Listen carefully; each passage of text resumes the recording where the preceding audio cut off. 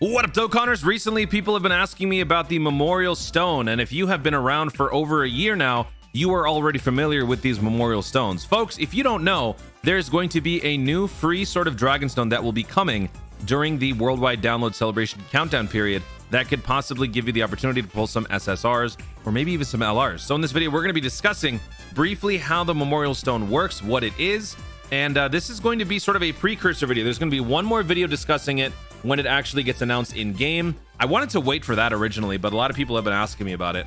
And then also we will make one more video following once everybody receives their Memorial Stones, and we'll do a breakdown of the distribution across the various Dokkan tubers.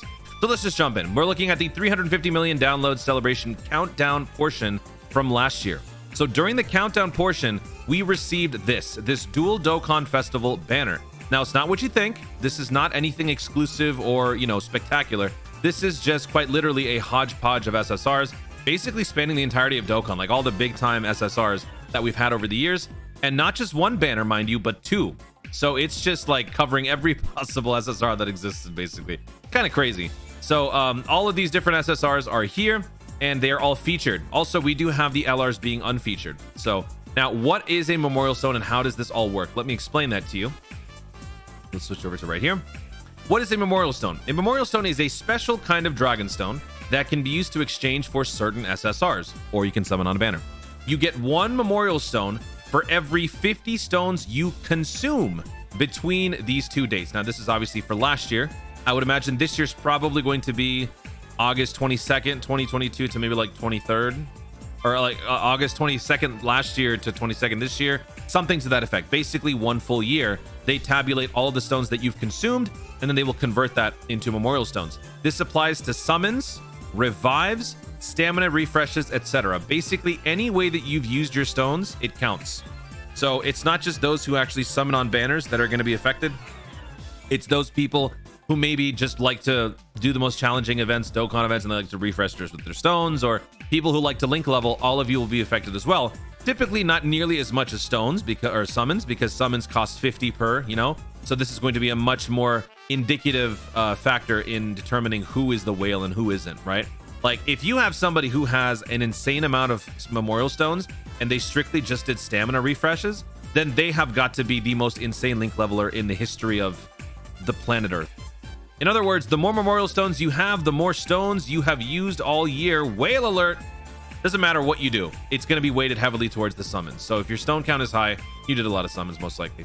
This is what the Baba Shop is going to look like when we get this Memorial Stone to return. STR Namek Goku, just for example, will be 150.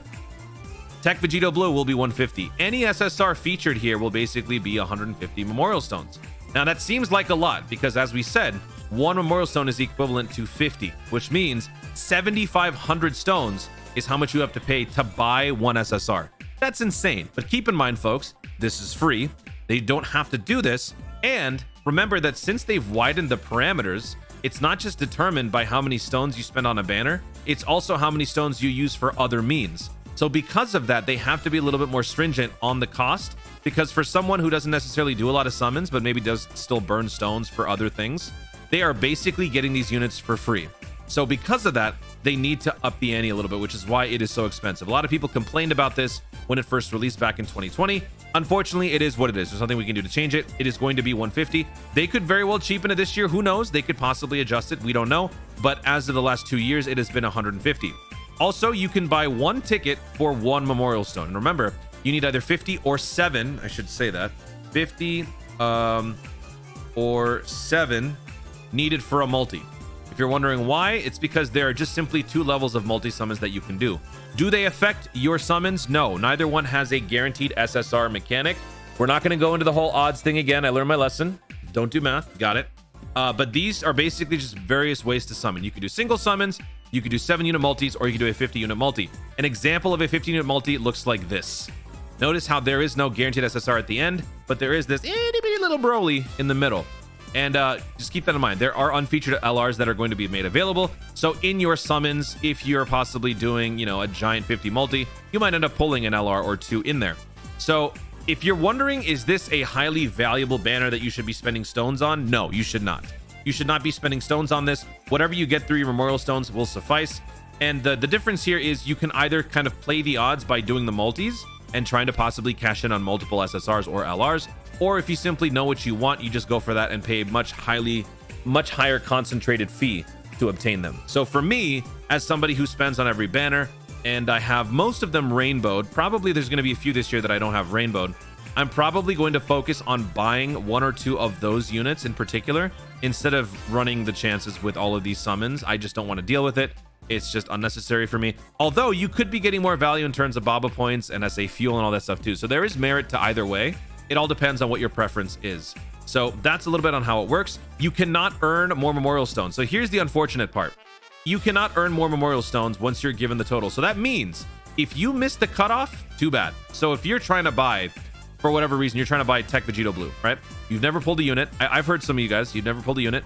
You have 149 memorial stones. You can't buy them. It sucks, but you can't do it. So you're going to have to play the odds by converting them all into tickets and either doing a 50 unit multi or a 7 or singles, whatever you want, but you cannot exchange for more memorial stones. Again, this could possibly change this year. I don't know, but everything that I'm telling you is based on the last 2 years of the memorial stone. I don't think that they're going to be changing that. Now, looking at the 2020 breakdown, this is something that I've started to do with the various Dokkan tubers that I know. The first year that this came out was 2020, so I did a little bit of a poll across multiple Dokkan tubers. Obviously, a lot of names are missing because for this first year, I didn't know as many people, and I also wasn't able to, I didn't receive replies from some people, so they aren't listed here, but I got Truth, Nolar, Havohai, myself, Tiger, Ningen, and Steven Z. And looking at the distribution, obviously Truth is going to be at the top. Nolar was second. He was a pretty big whale in the Dokkan space. Since then, he has sort of drifted off. He's not really doing as much Dokkan now. Havohai was surprisingly third. Now, notice how Nano's not there. Garesh is not there. Was DeMonte even playing during 2020? I think he was. Like, some of the other names are just not there because I couldn't get a hold of them. So this is kind of a skewed poll here. So seeing Havohai in the top 3 is just kind of weird. But I remember Havohai cringed when he saw this on my video. I was 4th in this bunch with 27,000 stones consumed. Look at Truth, 125. Now, going to 2021, I upped the ante quite a bit and I made it a lot more comprehensive. And I brought in 18 Dokkan tubers to get this done. Truth, again, at number 1. He had a differential of about 8%, so he basically upped his spending by about 8%. Nolar dropped off because this is around the time that he stopped playing Dokkan. Garesh also had a pretty significant boost from the year before with about a 25% boost. Nano was 4th with 16%. And I was 5th, so I cracked into the top 5. And I had the second highest amount of gains. The only reason why I don't have the highest amount of gain is because of Steven. Steven Z went on a spending spree, and he actually boosted his stone output by 58%, which was such a shock. I was expecting to see myself at the top, but no. It was Steven, myself, and then Josh. Shout out to Josh. So this is basically the rundown for last year. I will be doing a similar thing this year as well. Look forward to that. The reason why I'm showing you guys this is because I want you guys to get an idea for however much you received last year. This is who you can compare it up against. This year, I will also be doing a similar poll to see what people's numbers are like. So if you guys are eager to see where you stack amongst the various Dokkan tubers, look forward to that video. Also, I wanted to ask you guys, notice how, well, I mean, not notice. You guys have probably noticed that I have been playing a lot of Dokkan, spending a lot on Dokkan, and link leveling like crazy. So do you guys think it is possible? Let's just say Nolar just falls off.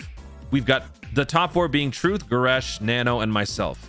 I could realistically see myself passing both Nano and Garesh, possibly in terms of stone output this year. Maybe not necessarily just because of summons, because we all know Nano's really lucky, so he doesn't have to spend as much. But Garesh doesn't really do as much link leveling these days. So with that in mind, could there potentially be a situation where I am the second most stoned Dokkan tuber? I don't know. It's going to be interesting to see what happens this year. So I'll be taking everybody's numbers and we will see how they stack up against last year. So there you have it, folks. There's your preview on how the stones work. A little bit into the context of how things have played out last year during the power rankings. Let's see how much of a whale I end up being this year. Place your bets in the comments down below. Guys, thank you so much for watching. If you enjoyed the video, be sure to leave a like down below. Let me know in the comments, where do you think I'm going to stack? Do you think that there are going to be any other surprise Dokkan tubers coming out of the woodwork and cracking their way into the top 5, top 10? Where do you see yourself stacking up amongst the Dokkan tubers from years past? Where do you see yourself being this year? Let me know all of your predictions and thoughts in the comments down below. Also, be sure to subscribe for more dope content in the future and click the notification bell so that you let YouTube know you're going to see more of my stuff. Do it! Thanks again. Stay tuned and always remember to Dokkan responsibly.